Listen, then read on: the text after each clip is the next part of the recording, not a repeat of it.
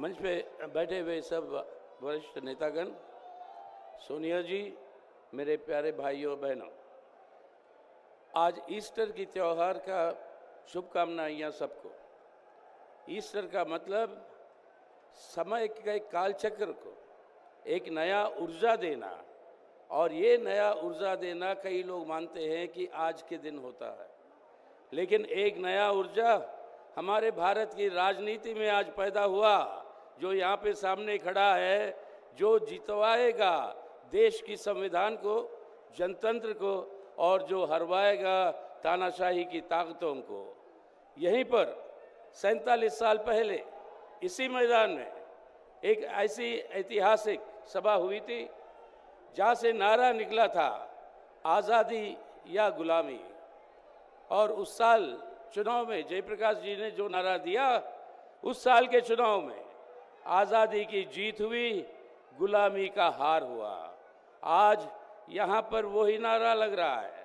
हमें चाहिए हमारी आज़ादी, हमारी संविधान, हमारा जनतंत्र, एक धर्मनिरपेक्ष जनतंत्र का गणराज्य जो भारत है, उस भारत को सुरक्षित रखना, ये हमारी आज़ादी है। इस आज़ादी को हम आज हासिल करेंगे और उन ताकतों को आज शिकस्त करेंगे, मोदी सरकार को, जो हमारे देश को बर्बाद करने में तुली हुई है। तो आज जिस तरीके की भ्रष्टाचार हम देख रहे हैं, जो लूट मची हुई है देश में, जो बेरोजगारी बढ़ रही है, जो भूख महंगाई बढ़ रही है, इन सब के खिलाफ अगर इनसे मुक्ति चाहिए तो पहले इस सरकार से मुक्ति चाहिए। इस सरकार से अगर मुक्ति चाहिए तो आज आने वाले चुनावों में इनको हराना ही ज़रूरी नहीं है, लेकिन उसी के साथ साथ इस सब ताकतें, धर्मनिरपेक्ष जनतांत्रिक पार्टियां जो इकट्ठा हुई है, उनको जिताकर एक वैकल्पिक सरकार का गठन करे, ताकि वैकल्पिक नीतियों का गठन होगा।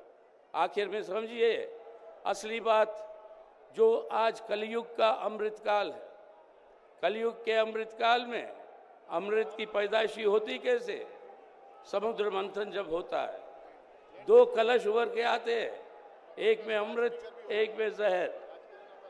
इत्तेफाक से जहर का कलश अच्छे लोगों के हाथ पहुंच जाता है और अमृत का कलश बुरे लोगों के हाथ पहुंच जाता है।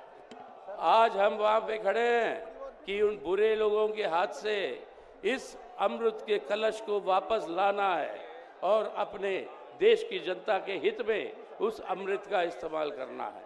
वही मतलब है अमृतकाल का, और इस अमृतकाल को हासिल करना है तो इंडिया को जितवाना है और इस सांप्रदायिक ताकतों को हराना है, तभी हमारे भारत को हम बचा पाएंगे। तो इसलिए हमारी अपील मार्क्सवादी कम्युनिस्ट पार्टी की तरफ से आप सबको, हमारी अपील यही है कि आखिर में ये नारा हमारे साथ दीजिए आप। हम कहेंगे जुड़ेगा भारत, आप कहेंगे जीतेगा इंडिया। क्योंकि आज सिर्फ केजरीवाल जी और हेमंत सोरेन जी जो जेल में हैं, जो सुनीता जी और कल्पना जी जो शेरनी हैं हमारे, आज वो शेरनी यहाँ बैठे हैं, आज उनको रिहा करवाएंगे, जेल के जंजीरों को तोड़ेंगे और इनको रिहा करवाएंगे, तभी हो पाएगा जब इस संविधान की रक्षा होगी। तो नारा जो लगेगा आज, जुड़ेगा भारत, आप कहेंगे जीतेगा इंडिया। मैं कहूँगा जुड़ेगा भारत, आप कहोगे जीतेगा इंडिया। जुड़ेगा भारत, और जोर से, मोदी साहब को सुनाई नहीं दिया। जुड़ेगा भारत, जुड़ेगा भारत। शुक्रिया, नमस्कार।